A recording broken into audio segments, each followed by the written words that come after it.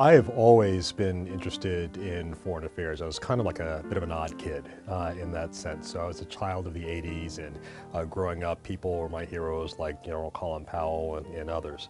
So I would go to an awful lot of student conferences when I was a kid, not unlike the Model African Union Conference, and it really piqued my interest. And so I decided for college I wanted to go someplace where I could really focus on issues of foreign policy, particularly as it related to national security.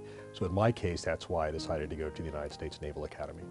And then for graduate school, I was fortunate enough to have an opportunity to go to Cambridge University in England, where I ultimately completed both my master's and my PhD in international affairs.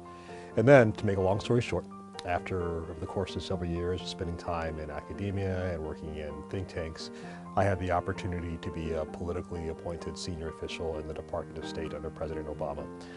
And I served both in the Bureau for Refugees as well as the Bureau for African Affairs. And then when President Obama was reelected, I was asked to go be ambassador to the African Union, which was a fantastic assignment. There were two highlights in particular of my time at the African Union. The first was the fight against Ebola in 2014. It was a very deadly disease that threatened to claim millions of lives in West Africa and beyond. And we worked very closely with the African Union Peace and Security Council, which for the first time in its history declared a health crisis a threat to peace and security in Africa. We worked very closely to help support American assets, military assets, disease workers, epidemiologists, to help work alongside Africans to blunt that spread of that disease. So it was a great demonstration of how diplomacy can actually work together with military and with healthcare officials to resolve a major crisis in a very short period of time. The second highlight was when we helped support the visit of President Obama to the African Union in July of 2015, which was the first time a sitting U.S. president had ever been to Ethiopia, and the first time a sitting U.S. president had ever visited the African Union and addressed it. And when he gave a speech in Nelson Mandela Hall about the future of Africa and the future of U.S.-African partnership, I think frankly it will have resonance for an entire generation of young Africans about the importance of good governance and democracy and development in the future of Africa.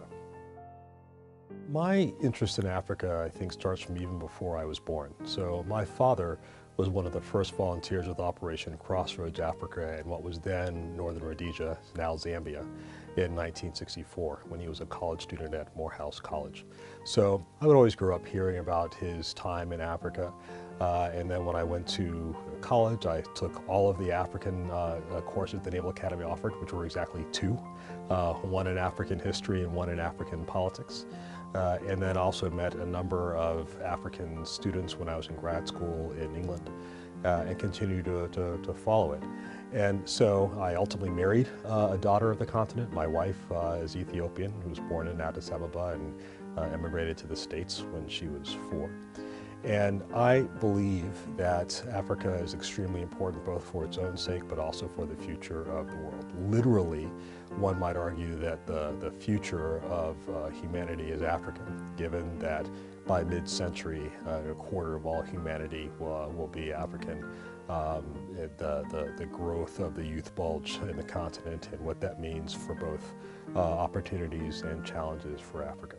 And one of the reasons that we focus so heavily on Africa here at the Elliott School is because basically every major issue that is at play in the world is at play in Africa, and usually at greater stakes, whether that is economic development, in support of good governance, women's rights, questions of counterterrorism.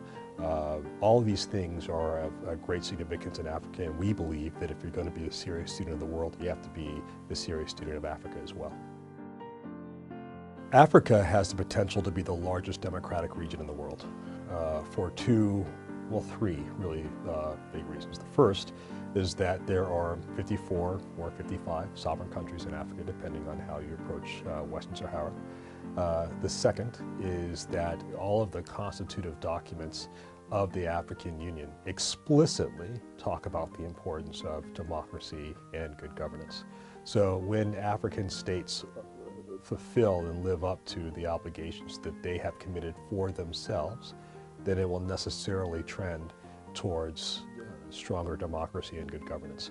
And the third reason is because there are large numbers of young people all across the continent that are tired of being governed by leaders that stay in power for decades and that are out of touch with their youth. And necessarily that means creating space for that vibrant young population to engage politically and economically in their societies.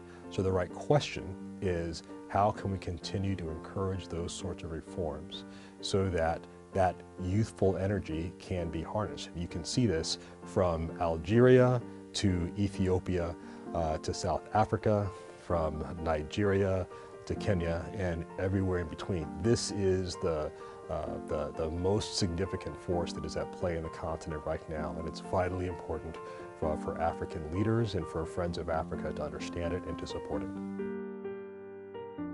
Diplomacy is a noble profession. It's incredibly important for the future of sovereign countries and indeed for the future of the world. The nature of diplomacy 10, 20 years from now will be very different from what it was 20 or 30 years ago, both because of the advent of social media, because of the increased mobility of people, and because there frankly are a lot more actors at play than simply sovereign governments.